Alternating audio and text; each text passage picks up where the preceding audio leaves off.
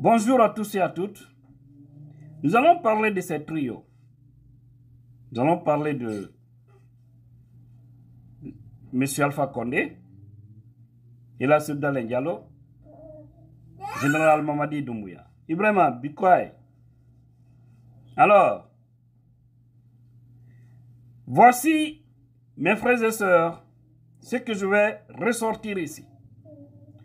Vous savez, dans cette vie, on nous a toujours dit d'éviter les erreurs du passé. Je pense bien, M. Alpha Condé, si l'histoire pouvait se répéter, il allait éviter la grosse erreur du troisième mandat.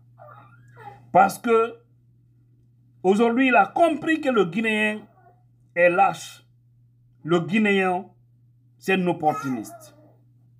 Ils l'ont poussé. Ils l'ont dit, si ce n'est pas toi, il n'y aura pas un autre candidat. Face à Soudalen Diallo. C'est tout ce qui a animé l'ancien président Alpha Condé à aller à ce troisième mandat. C'est-à-dire, ce n'est pas parce qu'il voulait, mais c'était de barrer la route à Soudalen Diallo pour ne pas qu'il dirige la Guinée. Parce qu'ils savent qu'une élection, il n'y a pas match, il n'y a pas quelqu'un qui va gagner. D'accord? Ils ont dit non, si ce n'est pas toi, on ne peut pas présenter notre candidat. Seul toi peut battre Soudalen Diallo. Maintenant, on est allé à l'élection, si vous avez compris à l'époque, parce que la politique était quoi? Pourquoi je ramène tout ça? C'est pour sauver Mamadi Doumbouya. S'il a la baraka, hein? Parce que là où Alpha Condé a été trahi, c'est là-bas aussi lui, Mamadi Doumbouya, il va le trahir. Sans doute. Et à l'époque, on lui a dit que si tu ne te présentes pas, c'est lui va rafler. Et s'il vient, il va se venger. Nous, on a appris les échos là. Si vous vous souvenez, Selma avait fait une sortie pour garantir à Alpha Condé que lorsque je serai président, il sera dans le plus grand, c'est-à-dire dans les plus grands honneurs qu'un président doit être. Il sera protégé, il sera respecté, il sera libre de ses mouvements et nous serons heureux d'avoir un ancien président de la République de Guinée qui a laissé le pouvoir démocratiquement. C'est nous l'avait dit à l'époque. Parce qu'on avait appris ce que les mythomanes disaient à Alpha Condé pour lui faire peur. Il y a eu combien? Il y a eu plus de 400 de ces militants qui sont tombés. C'est lui a dit, il sera le véritable Nelson Mandela de la Guinée. L'apartheid, ce qui s'est passé en Afrique du Sud. Vous avez vu? Après Nelson Mandela, quand il est venu, il pouvait se venger des Blancs, mais il ne l'a pas fait. Il a dit non, essayons de sauver ce pays. Beaucoup d'Africains étaient choqués, fâchés contre lui. Mais c'est après qu'ils ont compris que Nelson a sauvé l'Afrique du Sud. Parce que de vengeance en vengeance, le pays n'ira nulle part. Alors, Alpha, ils l'ont poussé, pam, pam, pam, pam, pam. Il est tombé dans leur piège. Et après, on est allé à un troisième mandat. Tout ça, c'était pour empêcher, parce que vous avez vu, la campagne, lors de la campagne, Alpha était même au palais Mohamed V. Et quand on a compris la stratégie, on a dit, toutes les fédérations des États-Unis, de l'Europe et de l'Afrique, il y a une réunion, on a dit au président, c'est lui, il doit aller à cette élection. Il ne faut pas laisser le champ libre. Parce que sinon, lorsqu'on allait fermer le dépôt des candidatures, qu'est-ce qui allait se passer? Alpha pouvait renoncer, donner à quelqu'un d'autre.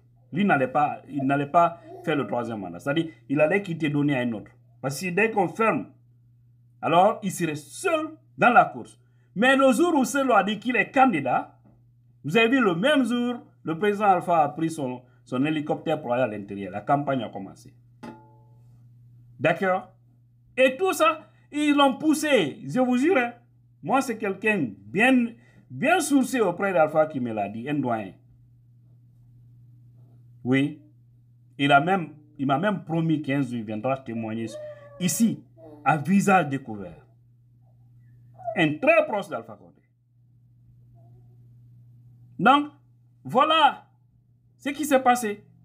Le vieux est allé, pense que ça n'a pas marché, on est allé, on a mis nous aussi notre stratégie en place, nous avons gagné publiquement, devant Dieu, devant les hommes. L'IFDZ a gagné les élections de 2020, devant Dieu, devant les hommes.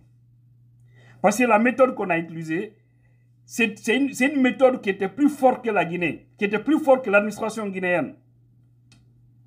C'est-à-dire c'est la méthode occidentale qui a été expérimentée avec l'IFDZ en Guinée. En moins 24 heures, on avait tous les résultats de tous les bureaux de vote. Oui, c'est comme les résultats en Europe ou en Amérique. C'est quickly, rapide. Ça m'a même étonné l'ancien ministre des Affaires étrangères. Il dit, comment on peut avoir les résultats à moins 24 heures? J'ai dit, mais le vieux là, il est ancien. Hein. On est dans un monde moderne là. Nous, on avance avec, avec les nouvelles technologies. Et vous avez vu, celui-là dit, il ne va pas céder. Il n'a pas cédé. Ça a affaibli Alpha. Alpha est tombé. Mamadi est venu. Il emprunte le même chemin. Pour Mamadi, d'ailleurs, c'est pur. Parce que c'est un petit clan ethno-mandingue, c'est-à-dire qui se constitue en Bansan quoi, au fait. Qui disent que quand on mansaya blade, ni kabla flaqué data. Si tu laisses le peuple va prendre. Et quand on dit le peuple, fla data, il parle de Selda Lendialo. Donc, et aussi actuellement, comme hier il disait, parce qu'à l'époque, beaucoup misaient sur Damantang, Albert Damantang Camara, beaucoup disaient que lui il peut aller à l'élection, mais ils ont dit non, non, c'est pas facile de gagner face à Celo. Donc si c'est Alpha, même s'il ne gagne pas, on peut forcer, ça peut passer. Mais face à un autre, la communauté internationale ne va pas accepter. Patati patata. Mais ils ont induit Alpha Condé en erreur, il est tombé. Maintenant, tous ceux qui l'ont aidé à faire cette mafia, cette malhonnêteté intellectuelle, cette affaire d'ethnie, de régionalisme, c'est les mêmes personnes, certaines d'entre eux, qui sont autour de Mamadi Doumbouya aujourd'hui. Ils sont en train de lui dire que si ce n'est pas toi, on ne peut pas avoir quelqu'un qui peut battre Selda Lendialo. Donc tu dois, coûte que coûte, aller à des élections. Je vous ai dit ici, Mamadi, on lui dit qu'il est entre le marteau et l'enclume. C'est-à-dire, il y a ce petit clan ethnostratèse mandingue là, des Malinqués, un petit groupe Malinqué, là, ce n'est pas tous les Malinqués, il faut préciser aussi. Il y en a, c'est-à-dire c'est les Idi Amin, les Amara Kamara, maintenant il y a les Madifine Djané dans l'ombre. Ce sont eux-mêmes hein, qui ont encouragé Mamadi Doumbouya à faire du mal pour que les Guinéens aient peur. Parce que c'est ce qu'eux ils faisaient au temps de Sékou Touré. L'histoire de Madifine Djané, dans l'histoire de Sékou Touré, on connaît. On a lu. C'est triste pour ce pays. Si c'est les mêmes personnes qui reviennent, mes frères et sœurs, hein, c'est grave pour ce pays. C'est la même chose qu'ils sont en train de dire à Mamadi Doumbouya.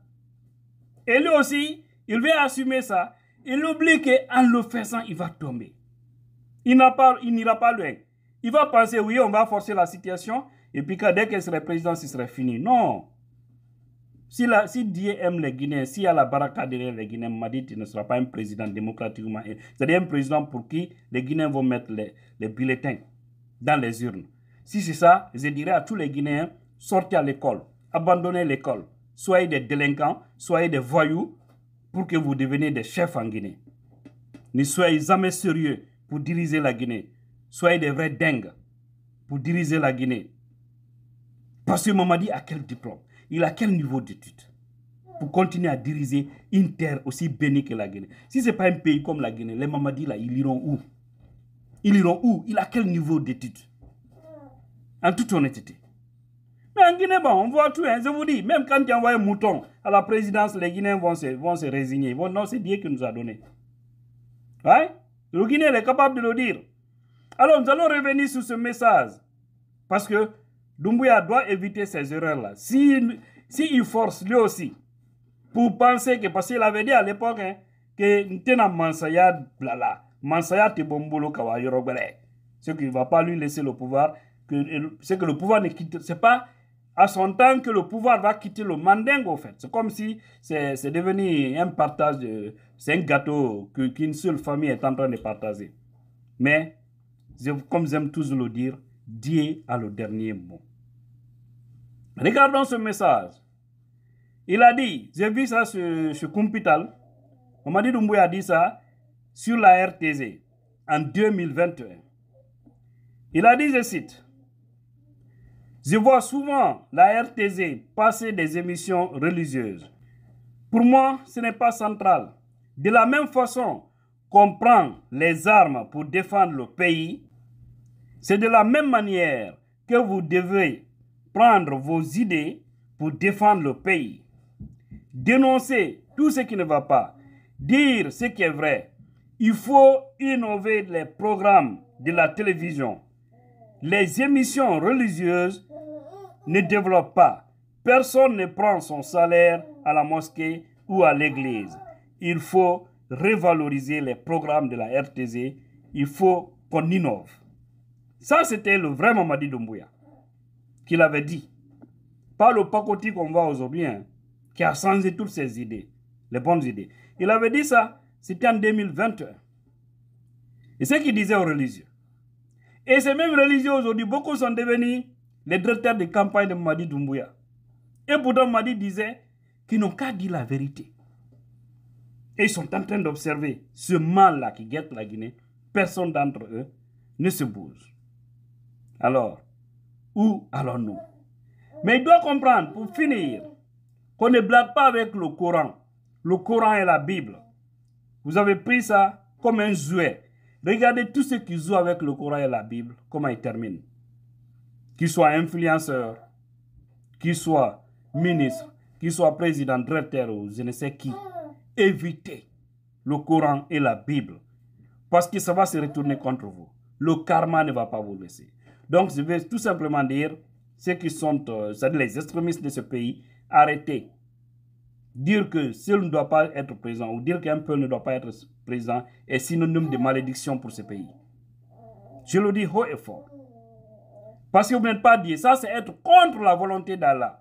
Parce que si Dieu donne la voix à quelqu'un et que vous tentez de détourner ça, de voler ça, c'est que vous êtes contre même la voix d'Allah. Arrêtons. Soyons un peu sérieux quand même. Moi, je peux être fier ou dire que ouais, moi seul, je dois continuer parce que ce que je fais, c'est bon. Ou nous seuls devons continuer, ce que nous faisons, c'est bon. Mais imaginez depuis 1958 jusqu'à nos jours, est-ce que la Guinée est une fierté? Oui, fierté d'être un pays indépendant, fierté d'avoir notre pays, mais pas fierté sur le plan du développement, sur le plan de l'union, sur le plan de la sécurité. Hein? Il n'y a presque rien. Regardez le pays. On ne peut pas nous comparer au Sénégal, en Côte d'Ivoire, là. Pourtant, on est très plus riche que ces pays-là. Mais lorsque c'est des guignols qui occupent toujours la tête du pays, ça donne ça aussi. Hein.